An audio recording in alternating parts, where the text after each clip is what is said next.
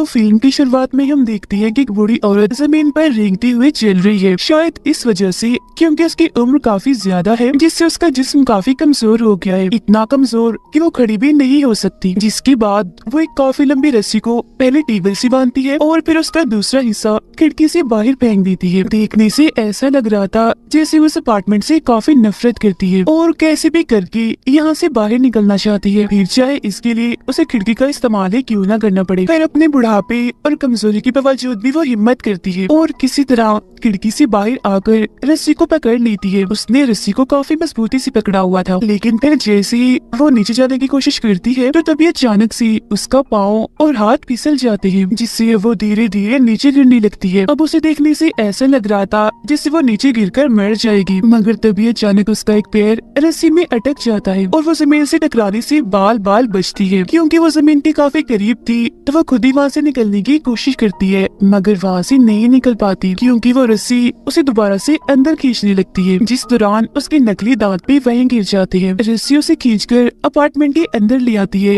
और वो खिड़की कोई बंद कर देता है, मगर हम उसे नहीं देख पाते। वो शायद कोई ना नजर आने वाली ताकत हो सकती है। इसके बाद हम देखते हैं कि एक तकरीबन 25 साल की लड़की जिसका नाम आना होता है, वो भी यहाँ इस अपार्टमेंट में किराए पर रहने के लिए आती है। यहाँ बिल्डिंग का मैनेजर और पिछली किराएदार उसका अच्छे से वेलकम करते हैं। इस किराएदार औरत को देखकर हम समझ पाते हैं कि ये वही बूढ़ी औरत है जिसे हम पहले भी देख चुके हैं। आना फिर घर को देखने लगती है जो उसे काफी पसंद आता है और फिर जब मैनेजर उसे अपार्टमेंट का बहुत ही कम किराया बताता है तो उसकी खुशी का तो कोई ठिकाना ही नहीं रहता। वो सोचती है कि चलो मौज हो गई, बहुत सस्ते में मिल रहा है और वो भी इतना अच्छा। फिर अपार्टमेंट में रहने के लिए आना को एग्रीमेंट के कागजात दिए जाते हैं साइन करने के लिए, लेकिन साइन करने के लिए वो बूढ़ी औरत से पूछती है कि आप इस अपार्टमेंट को क्यों छोड़ना चाहती है। फिर थोड़ी देर चुप रहने के बाद बूढ़ी औरत जवाब देती है, वो दरअसल मैं इसलिए जा रही हूँ यहाँ से क्योंकि मैं दुनिया घूमना चाहती हूँ। अब उसकी दुनिया घूमने वाली बात सुनकर आना को काफी अजीब लगता है। वो सोचती है वाह, इस उम्र की औरतें घर में आराम कर रही है, मर रही है और इसे घूमने की पड़ी हुई है। फिर आना उन्हें अपने बारे में बताने लगती है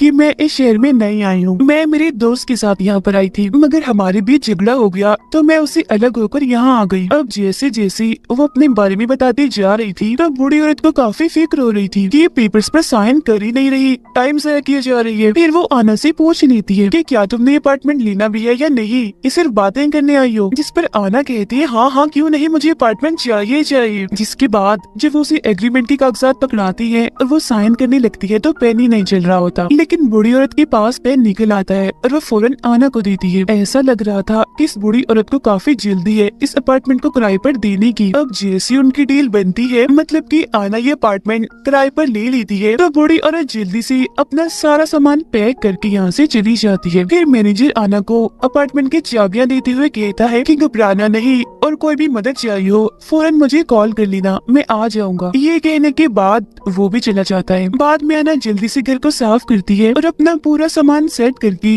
दीवारों पर पेंट करने लगती है, क्योंकि यहाँ की दीवारें काफी गंदी और पुरानी लग रही थी। अपार्टमेंट में काफी गंदगी और धूल मिट्टी भी पड़ी होती है, इसीलिए वो फालतू सामान बाहर फेंक देती है। जिसके बाद वो एक छोटे से कपड़े से सारी धूल मिट्टी साफ करती है और बाद में वो कपड़ा भी वो बाहर फेंक देती है। लेकिन फिर जैसे ही वो कूड़ा फेंक कर वापस आती है तो बड़ी हैरान करने वाली चीज देखती है कि जो धूल मिट्टी पहले उसने साफ की थी वो दोबारा से वहाँ पर आ गई थी, और तो जो पेंटिंग उसने वहाँ पर लगाई थी वो नई थी जो कि अब पुरानी हो गई थी। हर जगह पर पहले से भी ज्यादा धूल मिट्टी आ गई है और उसके जो ताजे फल थे जिसने अभी अभी रखे थे वो भी सड़के पुरानी हो गई थी, और जो कपड़ा धूल मिट्टी साफ करके वो बाहर फेंकने गई थी वो भी अब वापस आ गया था। अब ये देखकर तो उसे बड़ा ही अजीब लगता है, यहाँ तक कि वो काफी डर गई थी, मगर फिर भी उस पर इतना ध्यान नहीं देती और दोबारा से इस जगह को साफ करने लगती है। मगर हर बार जब भी वो इस जगह को साफ करती है दोबारा से वो गंदी और पुरानी हो जाती है। अब इससे भी बड़ी हैरान करने वाली चीज ये कि हालांकि आना 25 साल की थी, मगर उसकी आंखों के नीचे स्याह हल्की पड़ने लगी थी, उसके चेहरे पर झुर्रियां पड़ रही थी जो तकरीबन बड़ी उम्र के लोगों की पड़ती है। जिसके बाद वो थक कर वही सोफे पर ही सो जाती है।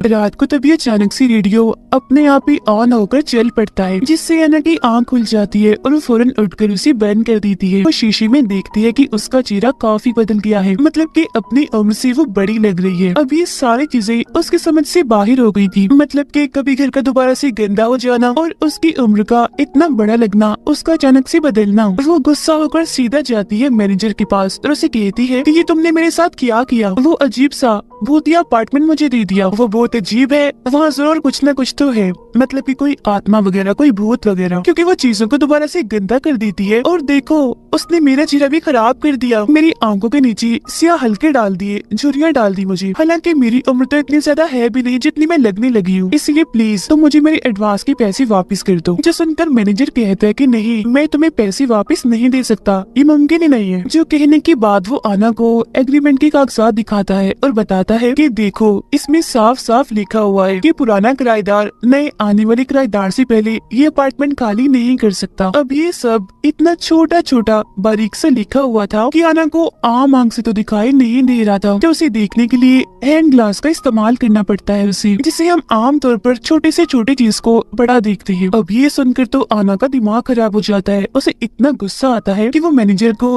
पुलिस की धमकी देती है। तब ये सुनकर भी वो आराम से बैठा रहता है, उसे जैसे कोई फर्क ही ना पड़ा हो। वो बस उससे इतना ही कहता है कि जाओ वापस अपने अपार्टमेंट में, क्योंकि और तुम कहीं भी नहीं जा सकती, एग्रीमेंट में यही लिखा हुआ है। और वो वहाँ से चली जाती है। इसके बाद आना एक क्लिनिक में जाकर अपना मेडिकल टेस्ट करवाती है और अपनी रिपोर्ट मांगती है डॉक्टर से, ताकि वो पुलिस के पास जाकर कंप्लेन कर सके उस मैनेजर के खिलाफ और उस अपार्टमेंट की भी। तब डॉक्टर उसे देखकर कहती है कि 25 साल की इतनी छोटी उम्र में ग्रे बाल आना और चेहरे पर झुर्रियां पड़ना ये कोई छोटी बात नहीं है, ये काफी बड़ी बात है, मगर इस सब का लेना देना पुलिस से नहीं है। जो सुनकर आना गुस्से में उसे जवाब देती है कि आप मुझे नहीं बताएं मुझे क्या करना है, मुझे जो सही लग रहा है मैं वही करूंगी। कहने के बाद वो अपना आईडी कार्ड निकालती है, लेकिन बदकिस्मती से उसकी आईडी कार्ड पर तो कुछ था ही नहीं, क्योंकि वहाँ पर से सब कुछ मिट चुका था। अब क्योंकि आना उस अपार्टमेंट से तंग आ गई थी, इसलिए वो वहाँ जाना नहीं चाहती थी, तो रात गुजारने के लिए वो एक होटल में जाती है, जहाँ का रिसेप्शनिस्ट उसे उसका आईडी कार्ड मांगता है, जो हम जानते हैं कि उसके पास नहीं है, क्योंकि वो तो सारी मिट गई है। तो इसी वजह से उसे ज्यादा पैसे भरने पड़ते हैं। फिर रात को जब वो सो रही थी तो अचानक से उसकी आंख खुल जाती है, उससे उठा ही नहीं जा रहा था,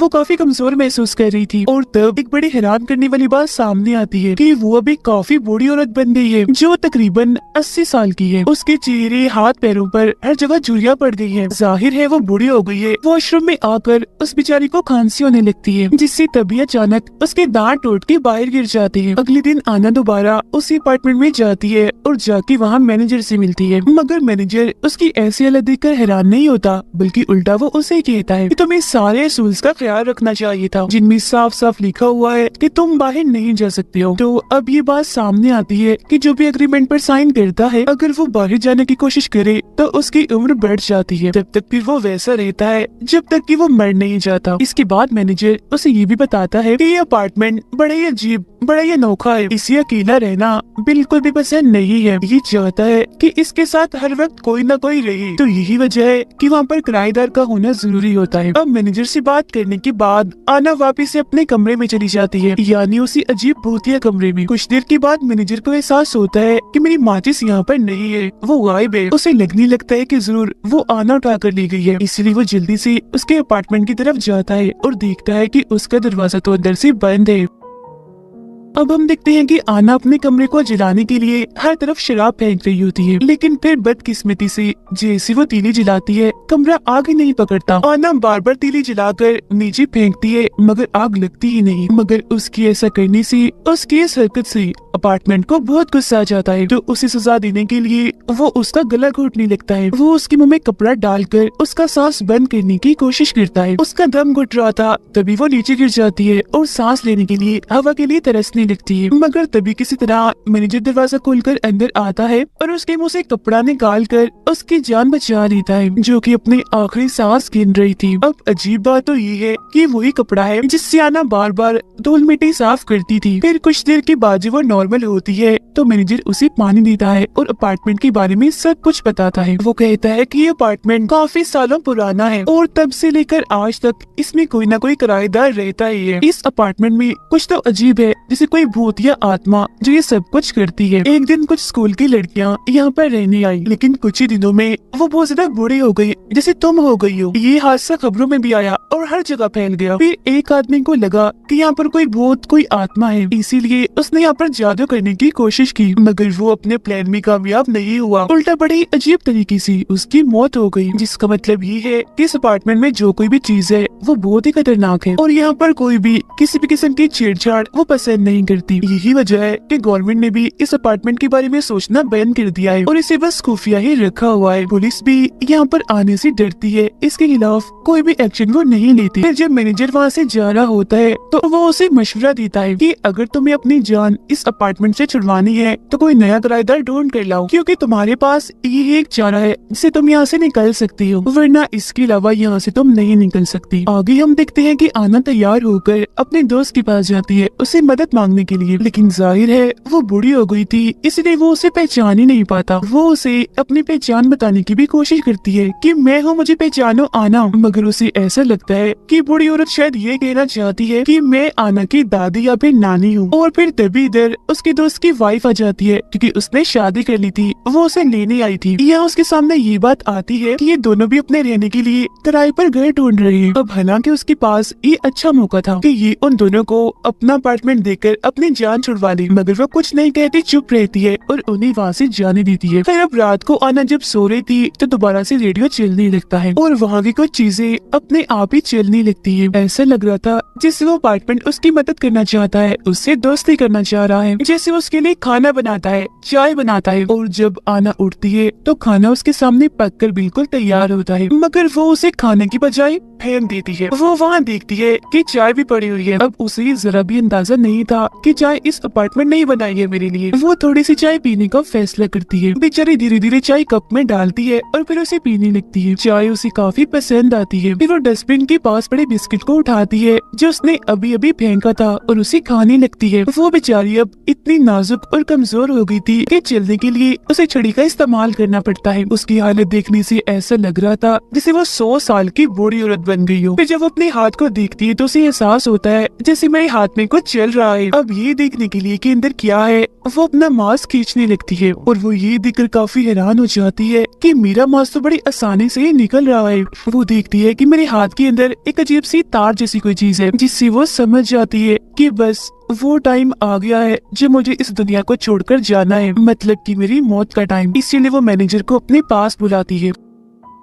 खैर अगली सीन में हम देखते हैं कि कपल यहाँ अपार्टमेंट देखने के लिए आता है और ये कपल और कोई नहीं बल्कि आना का दोस्त और उसकी वाइफ थी। सारे लोगों की तरह वो भी इतना कम किराया और फर्नीचर देखकर काफी खुश हो जाती है। उन्हें ये बात भी काफी अच्छी लगती है कि हमारे आसपास भी कोई नहीं रहता, इसीलिए वो फौरन एग्रीमेंट पर साइन करने के लिए तैयार हो जाती है। अभी आना का दोस्त एग्रीमेंट पर साइन करने ही वाला होता है कि तभी आना आसपास होने वाली चीजों को देखने लगती है। वो तभी अचानक अपना वो वक्त देखने लगती है जब वो यहाँ पर आई थी, यानी जब उसे इस जाल में फंसाया गया था, जिसकी फौरनी बाद उसे अपने दर्द का एहसास होता है कि आखिर में कैसे इन सब हालात से गुजर रही हूँ। वो चाहती थी कि जैसा मेरे साथ हुआ वैसा किसी और के साथ ना हो, इसीलिए वो अपने दोस्त को इस मौत जैसे एग्रीमेंट पर साइन करने से रोकने के लिए उसके हाथ पर गरम गरम चाय फेंक देती है, जिसके बाद वो उसे इस एग्रीमेंट से दूर हटा देती है और चिल्लाकर कहती है कि चले जाओ यहाँ से और वापस लौटकर कभी मत आना। कुछ कहे बगैर ही वो यहाँ से चली जाती है। अब जाहिर सी बात है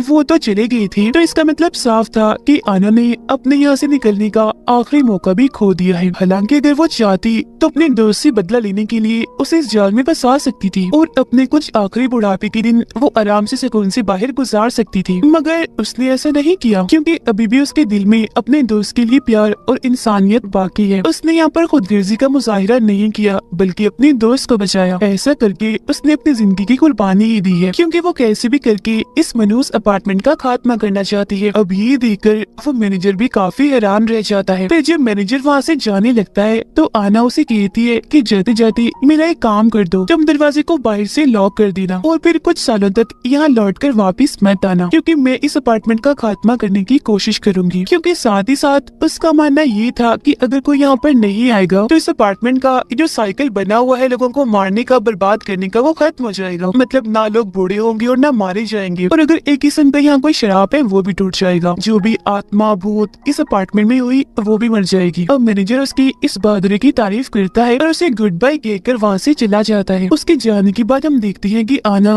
अब इस अपार्टमेंट में बिल्कुल अकेली है। ना तो यहाँ पर उससे मिलने कोई आएगा और ना ही उस बेचारी में इतनी ताकत है कि वो सीढ़ियाँ उतरकर नीचे जाए। उसकी हालत देखकर ऐसा लग रहा था जैसे उसके मरने का टाइम आ गया है। इसीलिए वो खिड़की के पास जाकर आखिरी बार ठंडी हवा को महसूस करने लगती है, जो उसे बहुत ही आराम पहुंचाती है, जिससे वो पिछले काफी टाइम से तरस रही थी। पिछले कुछ टाइम से वो जिस डर जिस फिक्र से गुजर रही थी आज वो खत्म होने वाली थी, क्योंकि वो अपनी इस किस्मत को कबूल कर चुकी थी। इसके बाद वो सोफे पर बैठकर आराम से इस अपार्टमेंट को कहती है कि बस कर दो, ये सब कुछ करना बंद कर दो, इसे छोड़ दो। जिसके बाद उसकी आंखें बंद हो जाती हैं और वो सोफे से अपना सर लगा लेती है। ऐसा लग रहा था कि जैसे ये सोफा उसकी आखिरी आरामगाह हो, मतलब कि यहाँ उसका अंत, उसका खात्मा हो जाएगा। इस सोफा अब आहिस्ता आहिस्ता करके उसका सर निकल जाता है और वो अब उसका हिस्सा बन गई थी। फिर धीरे धीरे करके उसका पूरा जिस्म भी सोफे में घुलने लगता है, पूरी तरह वो उसमें समा जाती है। वहाँ पर बचते हैं तो सिर्फ उसके कपड़े। जिसके बाद आना का दिल एक धागा बनकर बाहर आता है और अपने आप ही सोफे के कुशन से जुड़ जाता है। आना का सर सोफे पे रखी एक सफेद कपड़े में समा गया था। अब यहाँ पर हमें पता चला